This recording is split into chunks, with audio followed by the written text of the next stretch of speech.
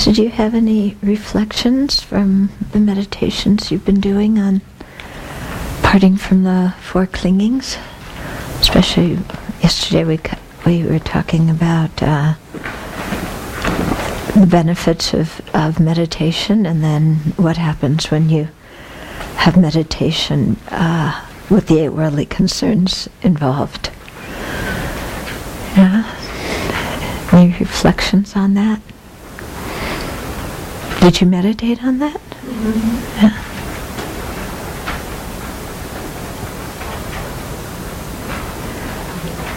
Okay.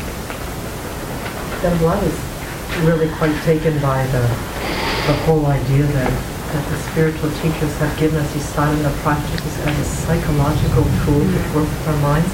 I never looked at it like, I've heard mind training, I've heard Long Lin, but it's an actual tool due to their incredible compassion and kindness and skill to say, okay, these beings look at everything on the outside here, let's start them off out here, and let's get Chenrezig here, and then let's get them down here, and then maybe they'll think about themselves maybe being. I mean, the whole process.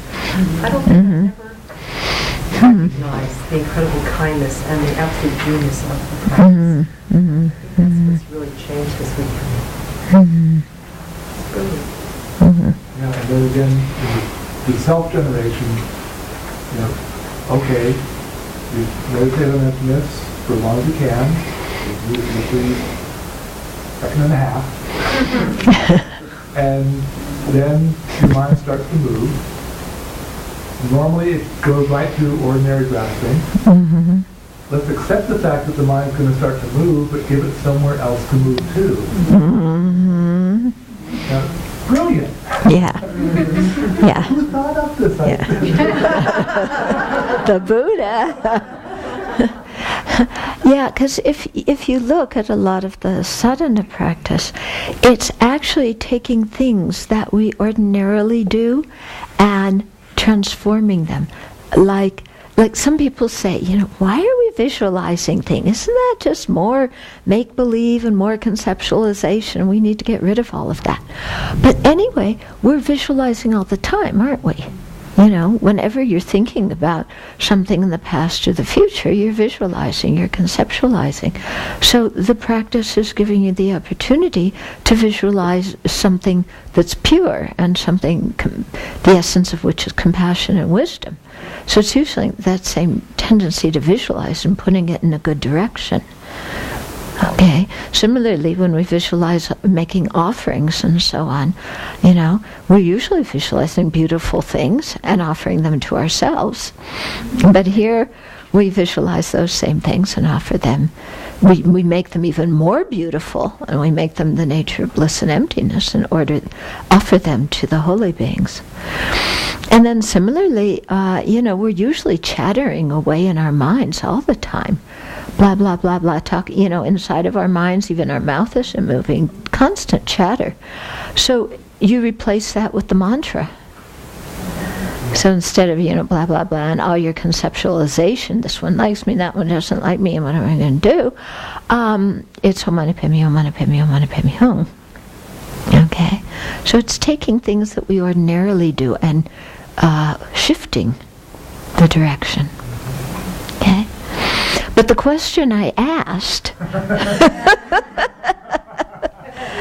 Yes? To this topic, because I thought first, yes, I want to study with a flag, and then we are receiving teachings, and then we have a little time for studying, and we're asked to do that after the create more, and then there's this daily practice, and I shared that also with all of you, that I have these problems in the beginning of kind of anxiety to go into daily practice only to do one thing repeatedly, and the problem to connect the study with the practice, and that I have a more stronger feeling I want to study, and now if I'm not sitting, I will not get into what I'm reading, what I'm studying, reflecting about.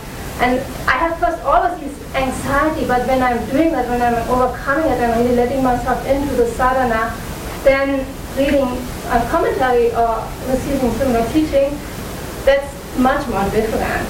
So that is with the able concern connected, because I have a different approach when I'm only reading for the purpose I want to learn, but not really understanding that's for the practice or I neglect it. Yeah, so you see why you do the study and the reflection and the meditation together. Yeah. Actually, I do have a good example of meditating with the 8 worldly concerns in our discussion about our experiences with the practice today and discussion groups. I may have mentioned something about the fact that I've been doing this practice for 20 years. Actually, about 15. I didn't mention the fact that I've been very sporadic in the practice, and maybe the reason that it has kind of gone stale at times is because of those 15, whatever it is, years, maybe there's about a year's worth of actual practice.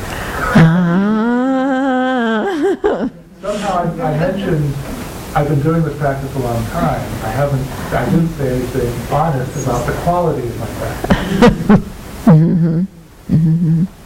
Yeah. How that is.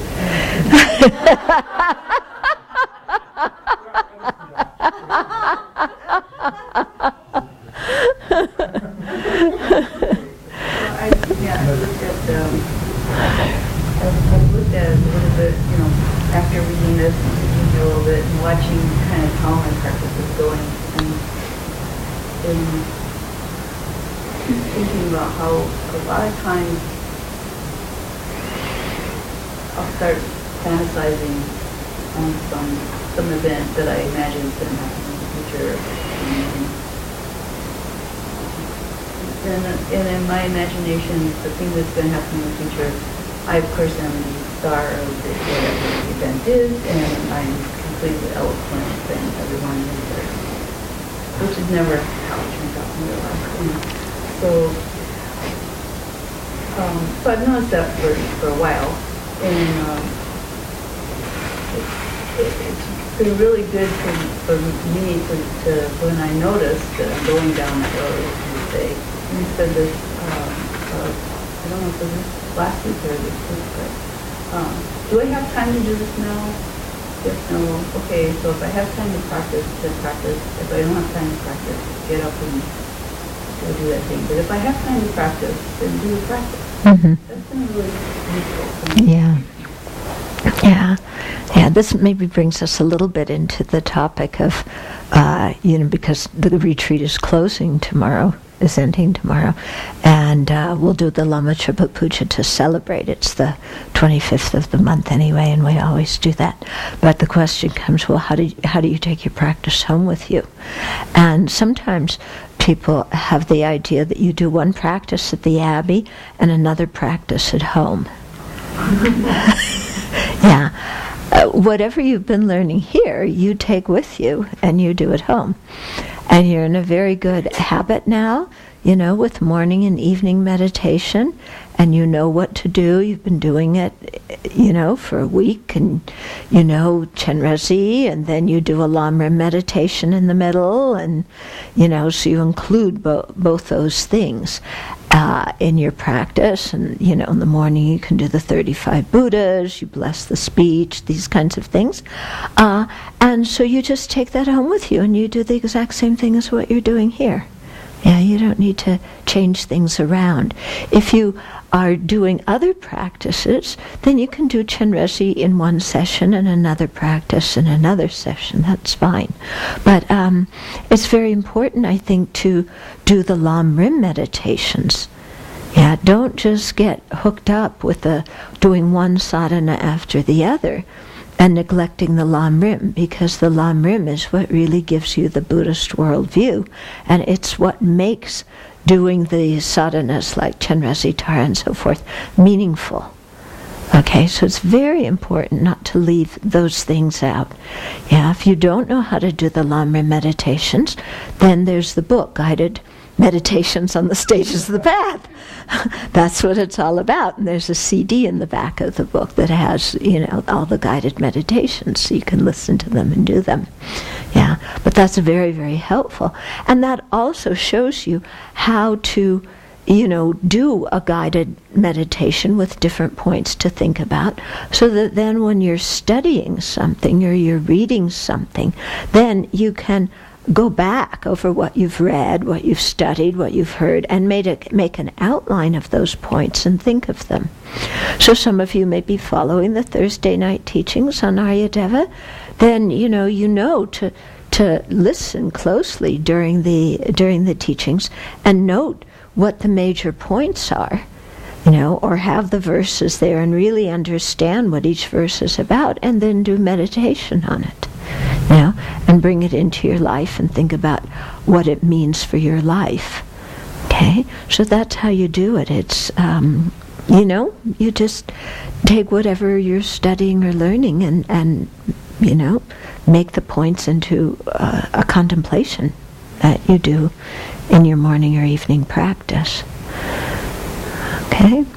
Yeah? And then, if you've taken refuge, you take refuge when you get up in the morning and, make the determination today not to harm anybody. Today I'm going to benefit as many people as I can, and I'm going to hold the bodhicitta dear to my heart. I think most of you took the bodhisattva vows when Rinpoche was here on Monday morning. And so with the bodhisattva vows, it's good to retake them every day, every morning and every evening. These are these are precepts that you can take by yourself once you've taken them from a master. And so you can recite the verse and think about it. Yeah, even reciting you can do it. There's the longer verse, the Shantideva verse that Rinpoche used. You can use that, or even the I take refuge, verse. You can use that one, and just think that you're taking the bodhisattva vow. In the evening, kind of go over the day and see how you did, and if there's something you need to confess and make amends for, do that. Rejoice at your own virtue. Dedicate it, rejoice at the virtue of others, dedicate that as well. And then go to sleep with a feeling like, wow, today was useful, was a meaningful day. I did something meaningful in my life. Yeah. And then you can go to bed with a sense of rejoicing and with a peaceful heart. Okay, so just, take home what you've been doing here.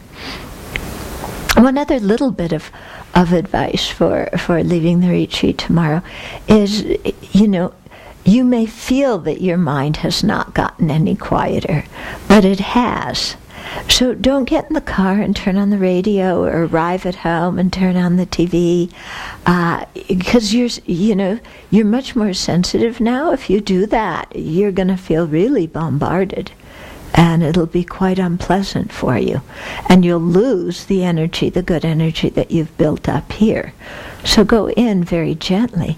And similarly, don't feel like you need to tell whoever it is you live with everything about what happened during the week.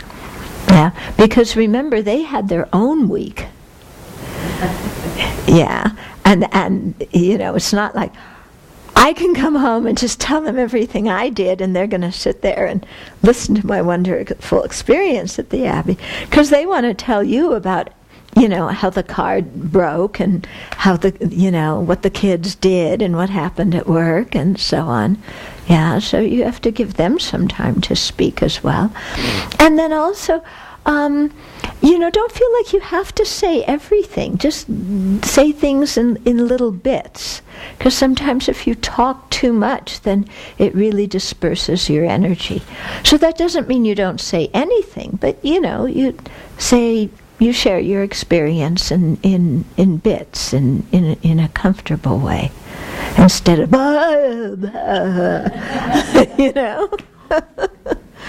Okay. Okay, yeah? It occurred to me that in all or most of the retreats I've been on, I've really left with a lot of yearning to stay. and to stay in this place and to stay with it. What a wonderful experience the retreat has been. How can I extend it? It'll be impossible on the outside. Well, something's shifted a little bit, maybe. In that I'm sort of glad to go back, and now I can really apply, this is the real world. This is where the practice really is. And I'm sort of excited to get back to it. Yeah, and see what it's like, and see how you can apply what you've learned here. And this is like, the retreat's a wonderful place, and Sravasti Abbey is just wonderful. However, it's not where I'm living. It's not where, it's not my life. My life is there, and I need to go practice out there. Yep. So, very good. There's a little shift. It's Yeah. different. Yeah, good. Yeah, because that way you are excited. It's like, well, I've learned something. I have these new tools. Let's try and practice them. And let's keep them strong, and let's continue to habituate myself with them. Yeah. Because habituation is the real key to the whole thing. Yeah. That's why they call it practice.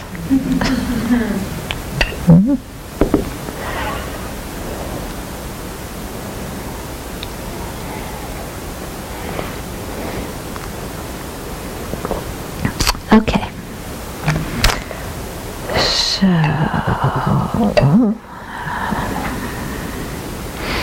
So cast aside the meditative concentration of the 8 worldly concerns. Okay, so with this we have finished the first of the 4 clingings. Okay, so the 4 clingings, remember, if you cling to this life, you are not a practitioner. If you cling to the 3 realms, that is not renunciation. If you cling to self-interest, you are not a bodhisattva. If grasping arises, it is not the view. Okay, so we finished the first of those. If you cling to this life, you are not a practitioner. Okay, so you describe that in terms of ethical conduct, and then the 3 ways of developing understanding through study or hearing, reflecting, and meditating. Okay, so now we're going to move into the second one. If you cling to the 3 realms, that is not renunciation. So the 3 realms are the desire realm, form realm, and formless realms. I think I talked about what those were before. Okay. So then on verse 14 it says, to seek nirvana, the state beyond sorrow, relinquish clinging to the 3 realms. To relinquish clinging to the 3 realms, reflect on the defects of cyclic existence. Actually, before we go into this second one, I want to go back to the first one. If you're clinging to this life, you're not a practitioner. Because I was thinking there's one thing that's important to know about that one before we move on, which is, what is the antidote to clinging to only the happiness of this life? Yeah, what's the antidote? How do we get out of doing that? Remembering death. Yeah, it's by remembering death and impermanence. Okay? And second, by remembering karma, but especially karma and its effects, but especially remembering death and impermanence. And so that's a very, very important meditation to remember, and to remember every morning when we wake up, to think, today I may die. I don't know. Yeah, I think I'm going to live a long time, but everybody, like today, everybody who woke up this morning thought they weren't going to die. And even if you're terminally ill, you don't think today is going to be the day I die. You always think later, maybe tomorrow or the next day. But since the morning until now, many people have already died, even though they didn't think they were going to die today when they woke up. Yeah? And so to hold that in mind, I don't know when I'm going to die. It could be today. Yeah? And so that means I have to be ready to go. Yeah, and what's going to make me ready, or what's going to impede me from being ready to go? It's the clinging to this life. Yeah, the grasping at, the grasping at a self primarily is what's going to make it difficult to go. But, in addition, what's going to make it difficult is all the clinging we have to this life. So not only the self-grasping for an ego identity, but everything in this life that is a manifestation of our ego identity. Yeah, I have to leave this body, and so much of my identity is dependent on this body. I have to leave my family. Yeah, it doesn't matter how close we are, how much we love each other, I have to separate from them. Completely once and for all. It's not like I'm going to meet them in a future life and go, I remember you from 14 eons ago. We were married, and that it's not going to happen like that. Yeah, because if it did, you would have met the person this lifetime that you were married to 14 eons ago, and you would have met them and recognized them already. Yeah, you recognize, we've been all married to each other in the past. You recognize anybody else as your husband or wife? No. Okay. So, we have to leave our friends and relatives, we have to leave our body, we have to leave all of our stuff. Yeah, and we use our stuff as another way of showing who I am, creating an ego identity. Especially in our culture, we accumulate certain things to show who we are, don't we? Certain style clothes, gotta drive a certain kind of car. Yeah, gotta wear your hair a certain way, gotta hang out with certain people, gotta like certain things. So we arrange things on the outside to create an identity. But the thing is, when we die, none of that comes with. Zero. Absolutely zero of it comes with. Okay? Our body stays here, our books stay here, our golf clubs stay here, our loved ones stay here. Everything we separate from. And so how do we feel about that? Yeah, how do we feel about that? And I'm just stating the reality of the situation, I don't think I'm lying. It's true, isn't it? This is what it is. So it's not good, it's not bad, it's just what is. But are we prepared for it? And also, when we die, what do we want to be thinking about? Yeah. Do you want to think about, how somebody spoke rudely to you yesterday or today? Do you want to be thinking about how somebody, did something inconsiderate that hurt your feelings? Do you want to be thinking about how you tried to do something and you weren't successful? Does any of that stuff really matter when you die? The worldly success doesn't matter at all. Yeah, but what matters is what was going on in our mind at the time we were seeking that, or in response to all those situations. In other words, the karma that we created while we were alive, that comes with us at the time of death and influences what we're reborn as and what we experience. But the actual things and people that we created the karma in relationship to, they don't come with us. Okay, is this clear? This is real important, because usually we focus so much on the external people and objects, and we don't think so much about what's my motivation as I interact with them, and what is my behavior as I'm interacting with them. We usually just focus on that's pleasant, that's unpleasant. How can I get that? How can I get away from the other one? But all that stuff that we're pushing and pulling with, that all stays here. When we die, we don't need to worry about it anymore. Okay? Okay?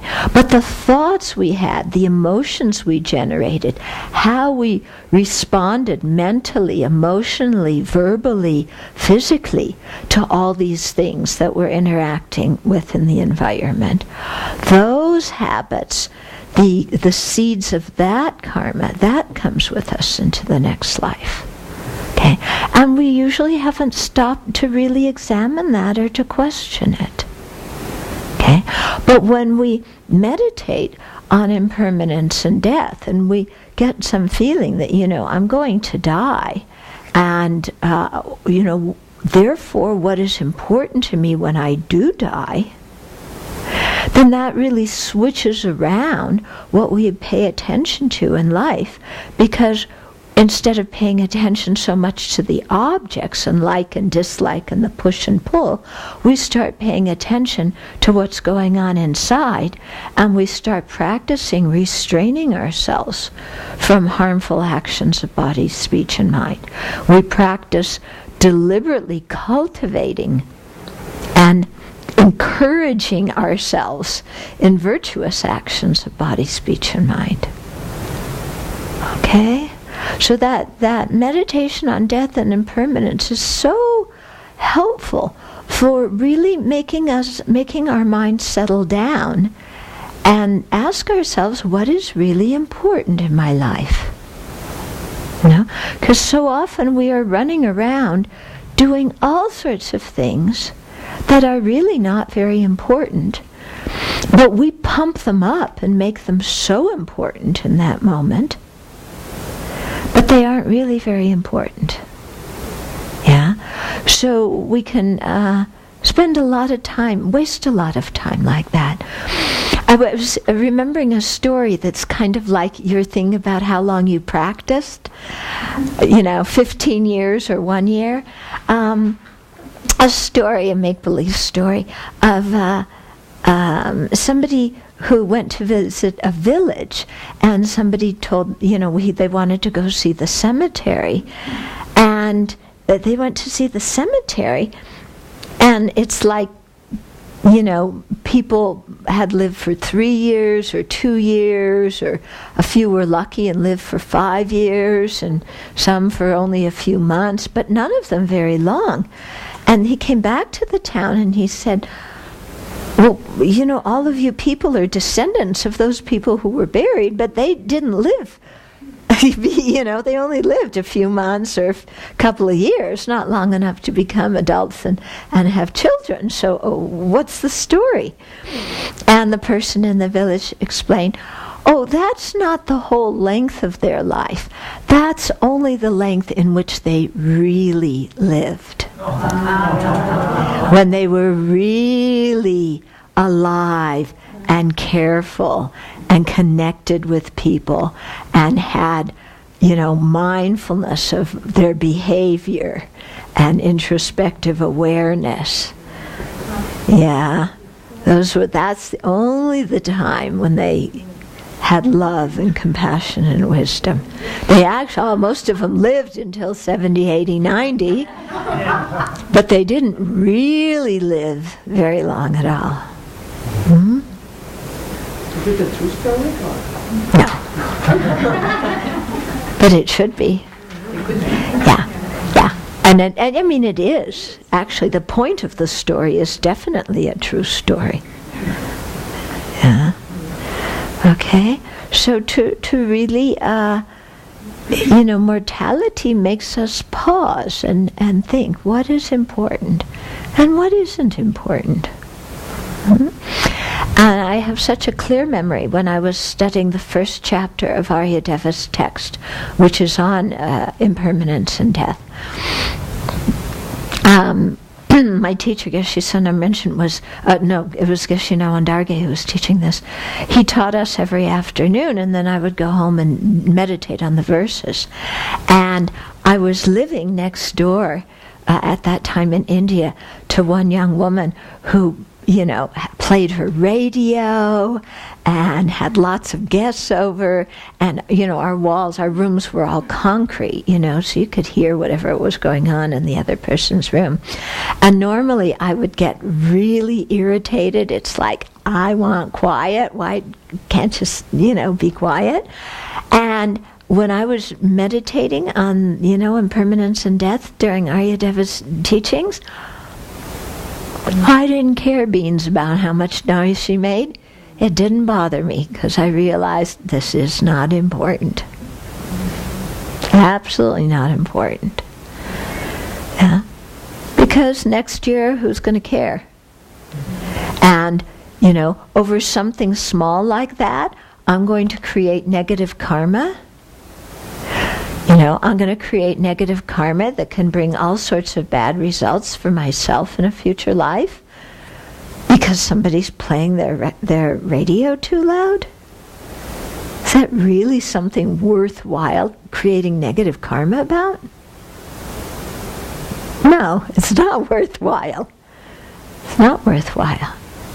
Same way if you are getting angry at somebody, to stop and say, is that person, is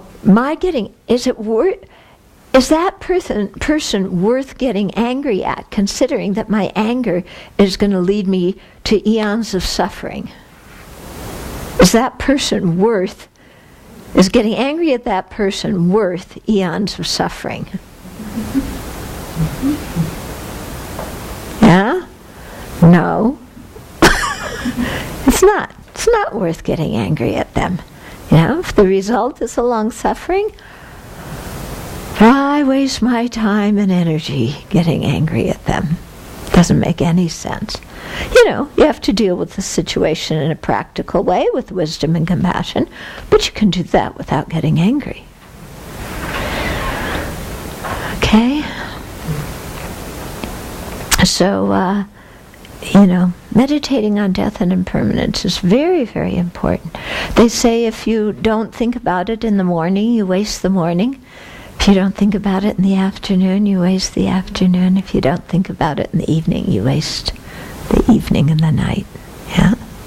Because the appearance of this life is so strong that we get completely wrapped up in it. And especially when it's the appearance to me, like walking up here, you have to walk through some mud because the road isn't done and there's construction going on. You could be walking, all this mud, this, I don't like walking in the mud. Why don't they do something about this mud? This really isn't very nice and it's kind of unpleasant about the mud, okay? And then where was I going with that?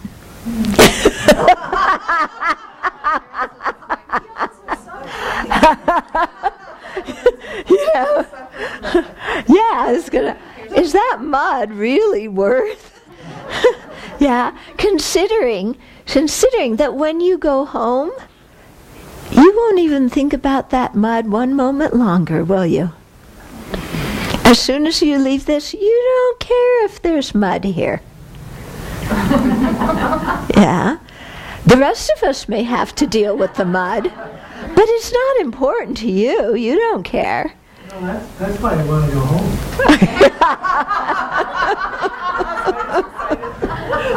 Yeah. So, what you can see is that so many of the things we make a big deal about, the moment the circumstance changes, we don't even think about that thing so much. It's like totally inconsequential. And yet, when we're in the middle of it, we can go on and on. Why are they doing this? Why is this happening? I don't like this. Blah, blah, blah, blah, blah. And as soon as the situation changes, or as soon as you go somewhere else, gone. Totally gone. Yeah? So what was the sense of making it into this big thing at the time? Yeah? So, so much, if we really put things in a proper perspective like that, then we wouldn't let the appearances of this life overpower us. and make us do really stupid things. Yeah, because we'd be thinking long term, and we'd be thinking about the benefits of all living beings, not just about ourselves. We don't even think about the future of this life. I mean, if we did, Yeah. we wouldn't smoke and we wouldn't be overweight and exercise. Yep, that's true. We don't even think about, the future happiness in this life, and maintain our health accordingly. Yeah, it's just, if it's instant pleasure, we go for it. And yet, how long does instant pleasure last? Not very long, does it? Yeah, not very long. And yet it is so hard to restrain ourselves from that draw of some instant kind of pleasure. Mm-hmm. But this is what we have to practice, kind of with restraining ourselves from. And restraining ourselves not in the sense of, that's bad, you can't have it, or I shouldn't want that, or, what kind of Buddhist am I, or, feeling guilty and this kind of stuff. No, it's you take out your wisdom and you say, okay, if I go for that immediate happiness, what are the long-term effects? Yeah, how does it affect my body and mind in this life, in future lives? How does it affect other living beings? And you pause and you think, and then through that wisdom, then you can say, oh, actually, it's better if I restrain myself. It's better if I don't just jump in with both feet and get attached to this. Mm-hmm.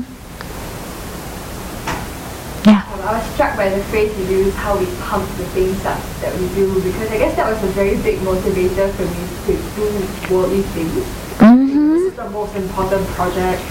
These children rely on me, and that was the only way I knew how to motivate myself. Mm-hmm. And it's kind of funny to watch it here. I mean, I don't want to die thinking about our YouTube channel. Right.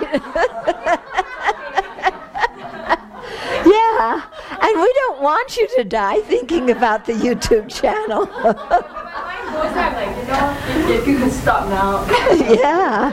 But I think out there, I couldn't have that perspective. Yeah. Yeah.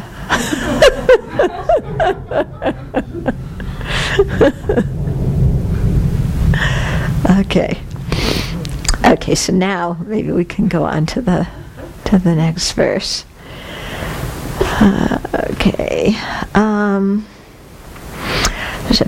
To seek nirvana, the state beyond sorrow, relinquish clinging to the three realms. To relinquish clinging to the three realms, reflect on the defects of cyclic existence. First, there is the dukkha of suffering. This includes the suffering of the three lower realms. If you contemplate these well, fear will arise, for if ripened upon you, they are indeed unbearable. Not gathering the virtuous karma that overcomes these, and continuing to cultivate the fields of lower rebirths. Wherever such conduct exists, spit on it. Okay. So you got to learn to spit on some of your ridiculous thoughts.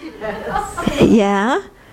It's like, oh, I'm like all worked up about this, and it's really ridiculous, and go, Okay, but make sure you have a trash can when you do that. Okay, reflect on the dukkha of change. From higher realms you can fall to the lower realms. The god Indra can be reborn as a mere earthling. Sun and moon can turn into darkness. The universal monarch can be reborn as a servant. These can be known by means of scripture, but cannot be perceived by ordinary beings. Therefore, observe your own experience of human level changes. A rich man turns into a poor man. A confident person changes into an anxious one. Many people unite together as one. This list of such phenomena is inconceivable. If you reflect on the dukkha of conditioning, karmic deeds are endless. You suffer with too much, you suffer with too little. You suffer if rich, you suffer if starved. We waste our entire lives in preparations. While in preparation, we all die. Even in death, there is no end to the preparation, for we begin preparations for the next life.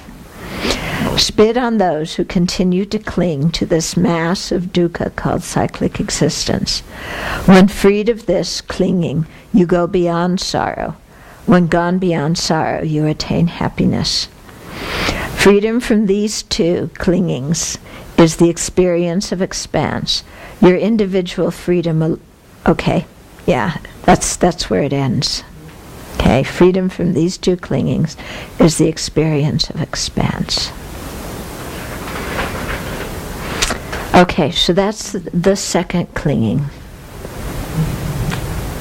Okay, second clinging.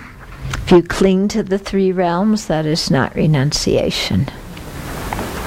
Okay, which means if you cling to have any rebirth in samsara, or any of the good conditions or fantastic experiences in samsara, if you're clinging to anything to do with samsara, that's not renunciation. So even if you get free of attachment to only the happiness of this life, if then you go on to being attached to the happiness of future lives, okay, you're free from the happiness of this, attachment to the happiness of this life, which is good. And due to that, you'll stop creating negative karma. But because of attachment to the happiness of future lives, then you will still create positive karma that is under the influence of the ignorance grasping at true existence, because your aim is, some kind of fantastic state within samsara. How does that working with wanting, I suppose for me many times, clinging to the idea of having a precious human life next time? Okay, so how does that fit in with wanting a precious human life next time? It depends on the reason that we're wanting a precious human life. Okay? If our thing is, and also any human life is not a precious human life. Just because you're born a human being, you don't have a precious human life. Okay? Precious human life means you have all the conditions that are supportive for Dharma practice. Okay? It means from your side you have faith. You're born at a time when the Buddha's appeared, when he's given teachings, where the Sangha exists, where the lineage still exists, when all your senses are intact. There's a lot of other conditions besides just having a human body. Okay? So usually, if somebody wants a precious human life, with all the conditions to practice Dharma, it's because actually that precious human life is not their final goal. Their final goal is usually liberation from cyclic existence or the full awakening of Buddhahood. And so if one of those is your final goal, then a precious human life is a tool that you use to attain your final goal. Okay, it's only something you have as a means to get to your goal.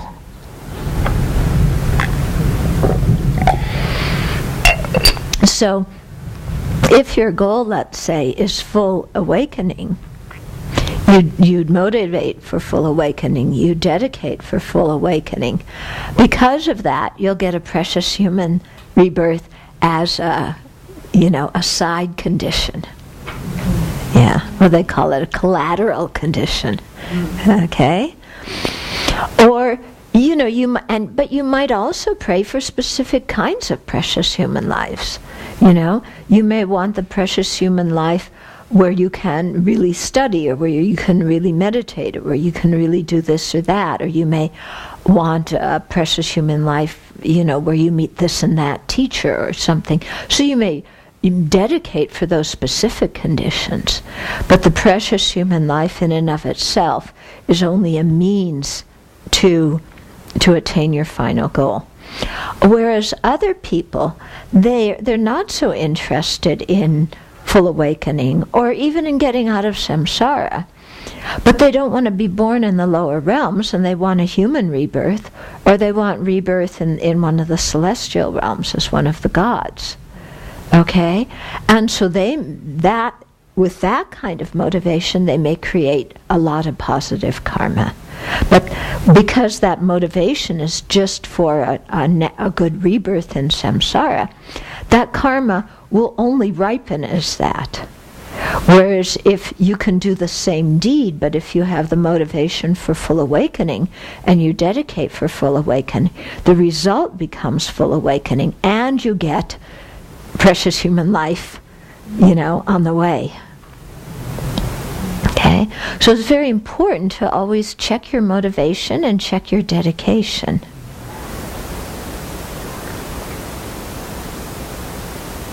I was in my, early 20s, and I always believed in liberation out of samsara. I wasn't calling it this way. Mm-hmm. But today, I found that, like when I look at my mind, I feel so confused, and all that anger. It's hard to. How can you have that motivation, but it's so difficult. I have difficulty to put them apart. Okay, so you have. Well, I think all of us are in that same boat. We have beautiful, incredible spiritual motivations and spiritual yearnings. Doesn't everybody in this room have that? I mean, when you're really, like yesterday when we were doing the blessing of the statue, did you get in touch with, that? Yeah? And then that's over, and then it's like, why did you cut in front of in front of me in the line? I was here first. And why did you take the last sweet potato? I want it. And who do you think you are, making me go get my third pair of earplugs this retreat because you keep snoring, never mind the fact that I keep losing them. Yeah.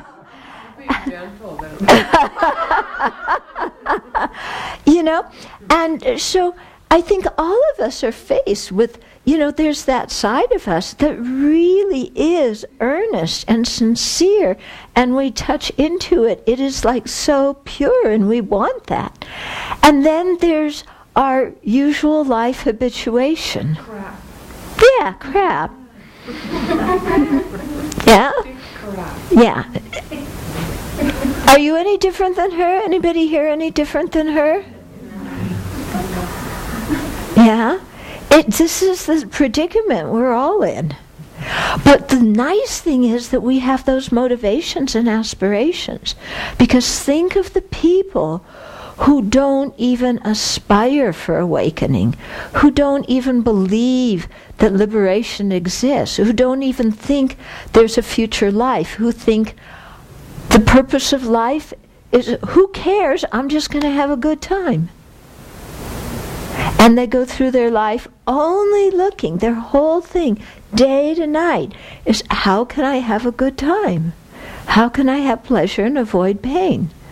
There's, hardly any spiritual motivation at all. Maybe once in a while there's maybe somebody in their family dies and they begin to think a little bit more deeply about what life's about. But normally on a day-to-day level, nothing. Yeah? Aren't you more fortunate? They have all that crap. This time it's my French.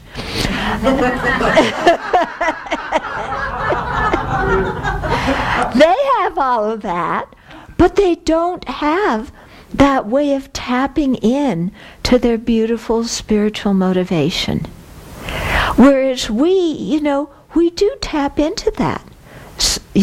Every day we tap into it. Some days we tap into it more strongly than other days. Yeah, but it's there, and we're aware of it every single day of our lives. Yeah. So you have that together with the fact that our mind is inherent existent, and the afflictions haven't entered into the clear light nature of our mind. So how fortunate are we? This is an incredible condition we have. Yeah.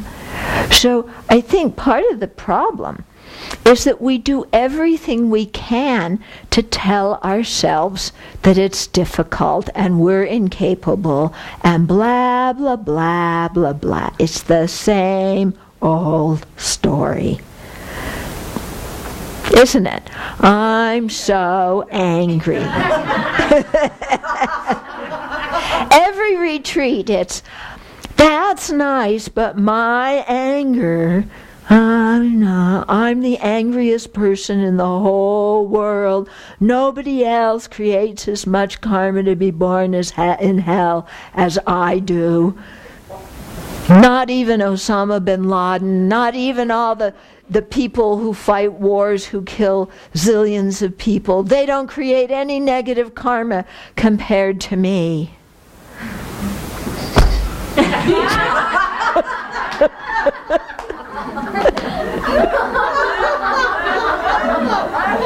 Don't tell my secret.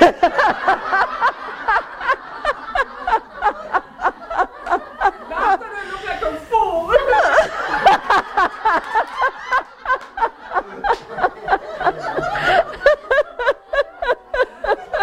Back again. Okay. It's no secret, Malviyashi. I thought I was having deja vu because I was sitting over there at a different retreat.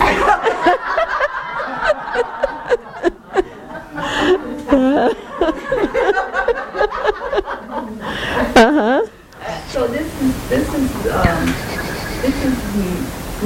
my real problem.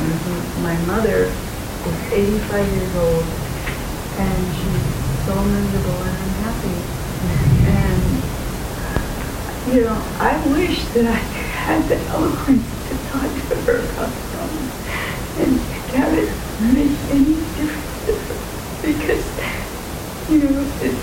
it's self-thought that makes her so happy, and I don't know what to say to her. I just say, please just go talk to other people and listen to them, and stop sitting around speak in your own unhappiness, please.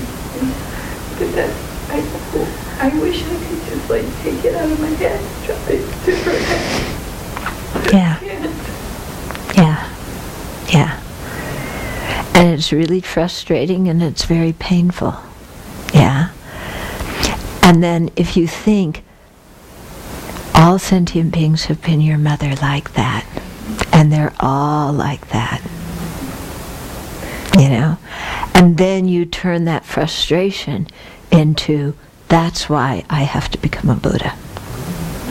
That's why. I don't know how else I could ever do it. Yep. I can't. I try, and I just can't get in between her and her pain. Yeah. And it's so painful because we want to eliminate somebody else's pain and we care about them, and anything we could do, we would do it to eliminate their pain. And one problem is we don't know what to do. Another one is sometimes we don't have the courage to do it. But even if we have the courage, and even if we know what to do and we do it, sometimes it doesn't work. And you know what? Sometimes the Buddha does that same thing, and the Buddha can't pull them out of their pain either. Yeah? Because our minds get ourselves so entrapped in our own tunnel vision, that even the Buddhas in front of us we can't see, we can't change. Yeah? So what I learned from this experience is how you feel towards your mother, that's how the Buddha feels towards me. Except I don't even recognize it. I just think, I'm going along my life and everything's okay. And why are you giving me this advice? It's like, I don't want to do that. But realizing, the Buddhas and Bodhisattvas are doing their darndest to get us to enlightenment, and we're so dense. Yeah? So one thing I learned from that is, wow, what incredible compassion they have that they don't give up on me. So I'm not going to give up on any other living being. Yeah? That's one thing I learned from it.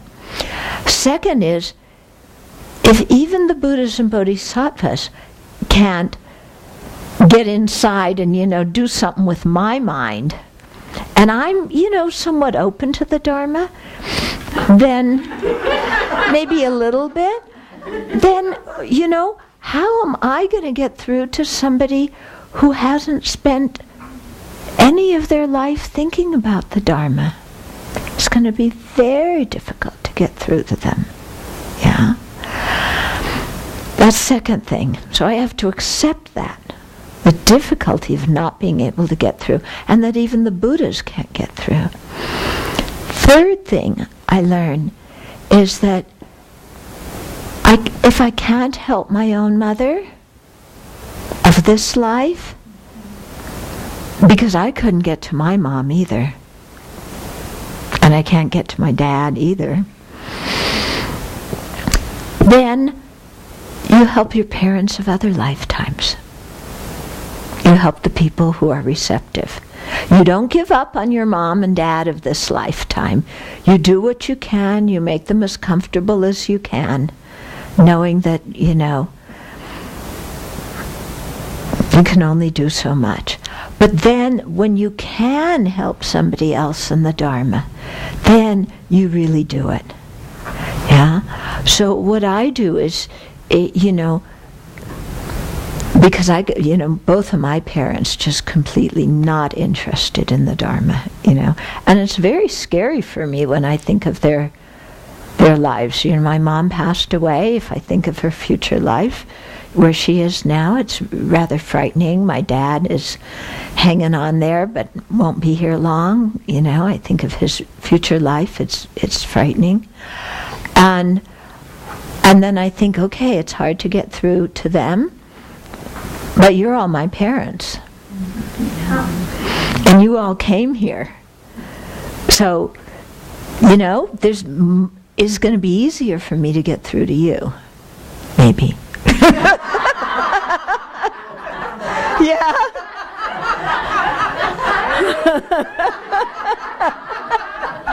But this one, I don't know.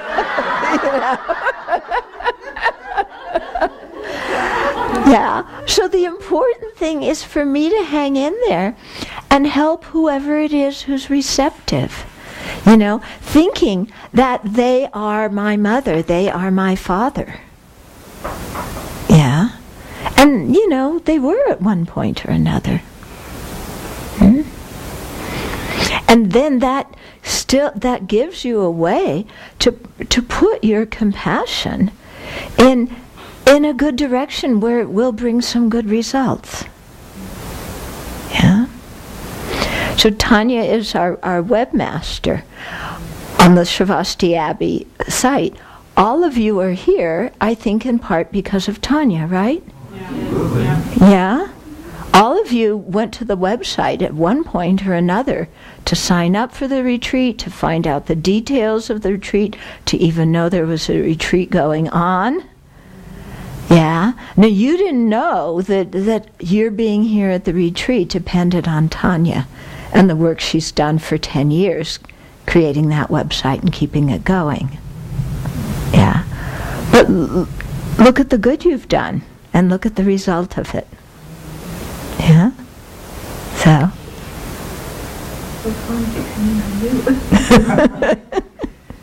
I write all these emails. Tanya, do this. Tanya, do that. Yeah. There's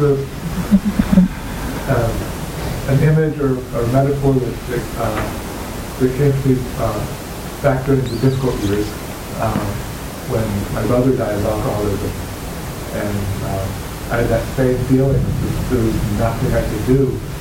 But in the fact that I was doing affairs for him,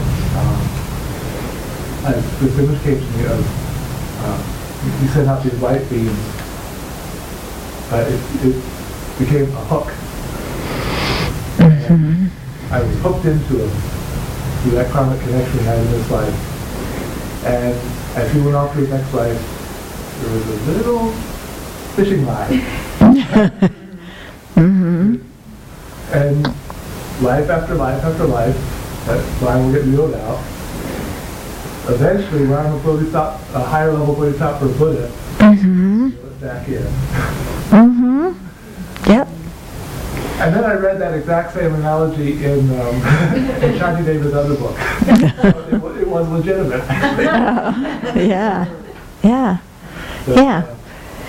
That one helped me at that time. So if it helps you now. Yeah. Okay. And also we see in situations like this, it's like how important it is to be able to bear pain. Yeah. And the depth of, when you think of what a bodhisattva is, a bodhisattva has that kind of compassion, towards everybody. But they also sit there seeing so clearly the pain of other living beings and how that pain is totally unnecessary. How you can look at your mom and see that your mom's suffering is just by what she's thinking. And it's so unnecessary to suffer in that way just because of the way you think.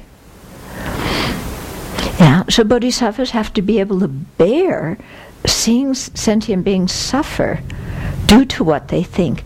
And we suffer due to what we think. Even our physical ailments eventually trace back to what we think, because our physical ailments are related to the karma that we created due to our thoughts and our emotions and the actions done motivated by them.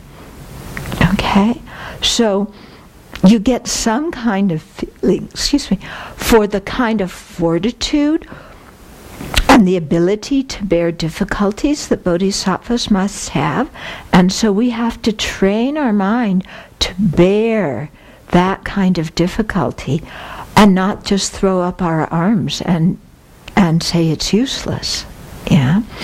We also have to see that it's so easy to see, oh, that person's problems are all because the way they think. But my problems are because of this person and that person and that person. And to go, whoa, I can see how somebody else's problems are totally unnecessary. I have to have that same attitude towards my own problems.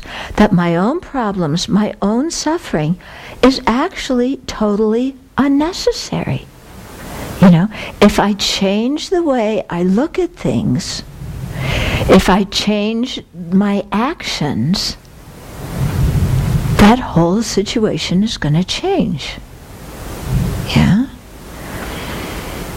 And so to apply that here. She's been such an incredible teacher for me. Of that, seeing where that happens. It actually exactly that, when I get off, that okay, well, I'm doing the same thing Mom was doing, and that, it's unnecessary for her, it's unnecessary for me. Yeah. I really have done that. Yep. It's so apparent. Yeah. So apparent, in front of me. Yeah. And then that leads us to change and to practice, doesn't it? Yeah. It's like, okay, how else could I think in this situation? How else could I view it? Besides my old, habitual, blah, blah, blah. It's like, we all talk about, let's be creative. This is where we have to be creative. How else can I deal with these situations? And not just fall into my same old. Mm-hmm. Mm-hmm. You have a kind of connection with your mother, like too, and you said it's kind of flattering to think about having birth, and how do you practice dealing with that feeling? Because I also have the same feeling. I'm kind of thinking, oh my gosh, what kind of a birth must have my mother now, and how to practice as I have this kind of connection with her, what might be helpful somehow for me and for. Yeah. So if your mother's passed away and been reborn and you're concerned what she's experiencing, what can you do now that might help? Well, we don't know what our mother's been born as, do we? Now think about this. Maybe you, in a previous life, you were the mother of somebody who became a bodhisattva. Okay, now you're you. Are you listening out for the help that your child, bodhisattva from a few eons ago, is trying to help you with? Yeah. Even if somebody who wasn't your child, bodhisattva, a few eons ago, tries to give good advice, how receptive are we? Yeah? So it's hard, if somebody has died and been reborn, we don't know what their experience is. Yeah, we don't know if they're open to help or not open to help.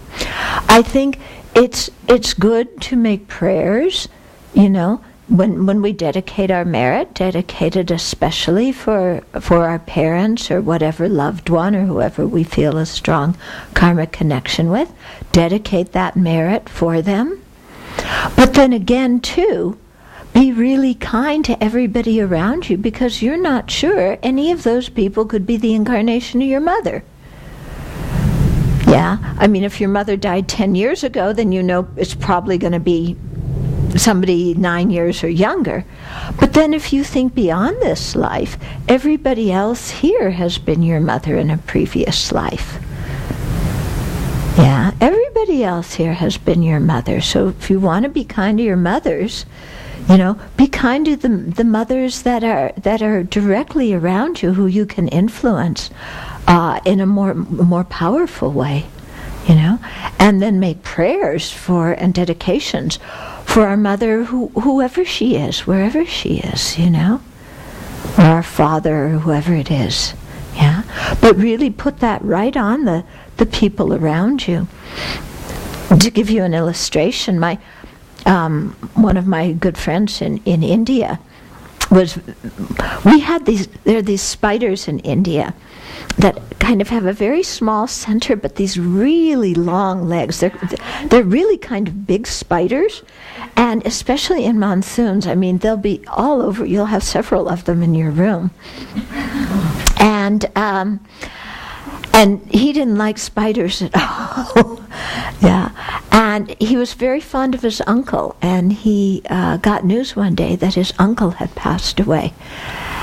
And he told me that after that, when he looked at these spiders, instead of feeling so afraid of them or wishing to smash them, but controlling himself and kind of gingerly getting them in a cup and taking them outside, that he kept thinking, this could be my uncle. This spider could be my uncle. Wow. And it really changed his relationship with the spiders. Sometimes I feel that flag. No, really, the flags that fly around. Mm-hmm. After my father died, I would think, oh, maybe that's Dad, you know. He doesn't know why he wants to hang around me, but, you know. Yeah. It really did change how I thought about life. Yeah. Yeah. Mm-hmm. I have a question about precious human life. So your precious human life doesn't really start until you get all those conditions together. Let's say like you're 40 and never heard of the Dharma or whatever, right? So does it start then? And then let's suppose you hear the Dharma and you have all the other circumstances. You start practicing, and then let's say like at age, 55, you just totally lose interest in the Dharma. And so does that mean you've had like a few years of precious human life and then it kind of comes and goes? Yeah, it seems kind of like it, doesn't it, you know? Yeah. Or that somebody has a precious human life, but when they lose interest in the Dharma, it's like they're not making use of the precious human life. And so in that kind of way, it's like it does go, in a way. Because one of the conditions is, from one's own side, having faith. Yeah. So does that happen moment to moment then? Huh? Can that happen moment to moment? Well, I mean, I don't know how they say that. Right? yeah, because we're not consistently interested in the Dharma. Or we do something that's like, I don't know what, we lie or we cheat or we sexual misconduct or any of those things. Yeah, we usually say at that point that we're misusing our precious human life, or we're neglecting to take advantage of the opportunity that we have. You know, they don't say we've completely lost it, because there's still some continuity of faith and interest and everything at that time. But they usually say not that we've lost it, but that we're misusing it. We're not taking advantage of it. We're wasting our time. So we can do this. Yeah. Seems like, doesn't it, you know? It can go in and out and up and down and